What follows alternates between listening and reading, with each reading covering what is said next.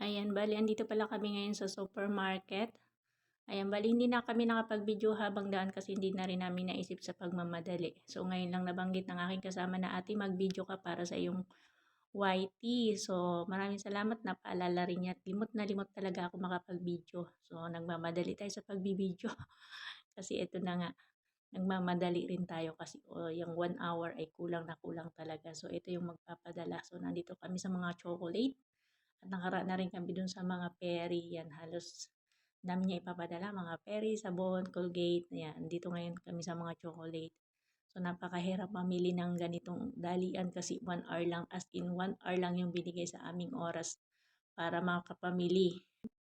Bali sinama niya lang pala ako dito para may kasama siya at para mas madali yung aming gagawin. Kasi yung kanyang mga alaga iniwan lang sa kanyang kuya kasi yung kanyang ate ay nasa trabaho pa. So, bali pumunta kami ng mas maaga para mas maaga rin makakabalik kasi may pasok pa kinabukasan ng mga bata. So, ako pala yung nagtutulak dito. Yan, andito kami sa may mga tapat ng mga macaroni noodles. Napakahirap ng ganito kung kailan mo ipapadala sa kakamamimili. Ako noon ay nakapagpadala ng January 20 pa, kahit sa isang taon pa ako uuwi. Kasi ayaw ko nung ganito halos dalian. Kasi alam naman natin yung trabaho natin sa loob ng bahay. Pag maandyan ng ating amo ay laging sura-sura. Kaya dapat nagiging advance din ang isip siya kasi ay puro laro lang. Kasi medyo bata pa talaga siya.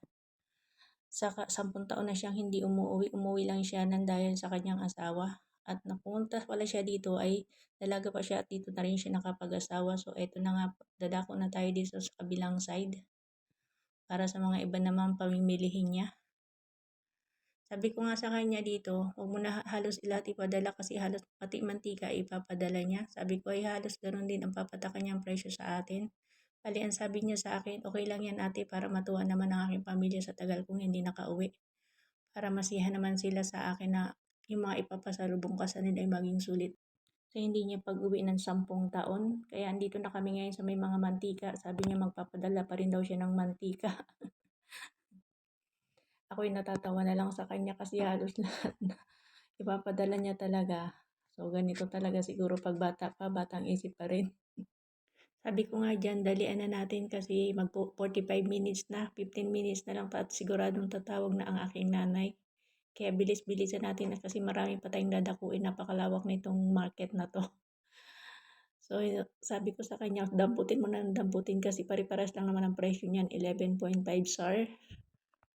So, ito nga, hindi pa rin namin maiwasan ang magtanungan. Ito ba'y ate okay? Ito bang ganito ay okay? Sabi ko, okay, okay. Lagi na lang akong nag-okay para mas mapabilis. Kasi ang hirap mamili ng ganong nagmamadali. Sabi ko, kunin mo na yan. Yan ang mas maganda. Kung magpapadala ka rin lang naman, di okay lang yan. Kahit maliit, at least masarap. Iprito. Yun, nakatapos din siya sa pamimili ng mantika. So, dadako na kami sa ibang side. So, magalaw yung aking pag-video kasi yun nga, hindi kami gayak sa pagpunta dito, bali-dalian, hindi ako nakapagdala ng tripod.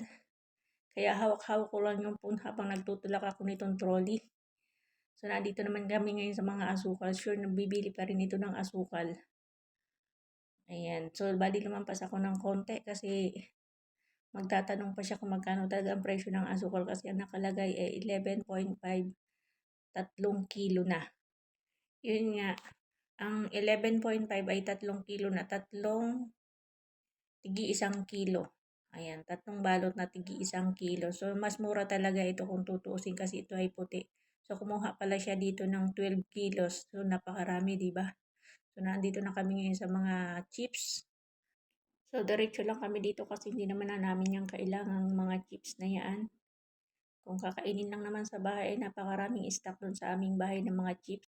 Sabi ko nga pala sa kanya dyan, ako'y pupunta muna saglit dun sa second floor at ako'y So, heto na nga guys, umakyat pa ako dito sa second floor at ako po ay naghahanap ng isang maleta, yung pang hand carry lang para naman po sa akin pag-uwi sa susunod na taon. So, para hindi na po ako masyadong abala kung kailan uuwi na saka magkukumahog maghanap ng mga lagayan. Kaya ngayon pa lang habang may oras at pinapayagan ng amo, tayo po ay maghahanap na. Sana naman ay hindi masyadong kamahalan para tayo makabili na. Maisingit sa ating budget. Ayan, tayo ay nagmamadali dito kasi tumawag na yung nanay ko. na kung pwede daw ay umuwi na kasi ang tatay ay humihingi na lang siya ng pagkain. Kaya ako'y bilis-bilis, yung aking kasama ay nasa baba na nag-aantay. Doon malapit sa cashier para magpa-cashier na kami. So hanggang dito hindi ko pa siya makita kung may malita ba dito o wala. Sana meron. Ayan, napadaan na tayo dito sa mga tindahan ng mga tsinelas. So, ito na yung maleta. Sana mura at makabili tayo.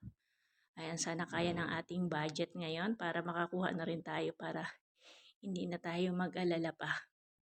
Bali, napili ko pala dyan ay ang kulay pink. Yan, 80 real, 80 real yung maliit. So, dadako lang tayo dito para tingnan. So, ito ang daming gagandang maleta. Kaya lang, parang sobrang alikabok at sobrang mahal. 110, 100. So hanggang dito na lang guys, hindi na ako magtatagal at magpapaka-share na kami. Bye-bye!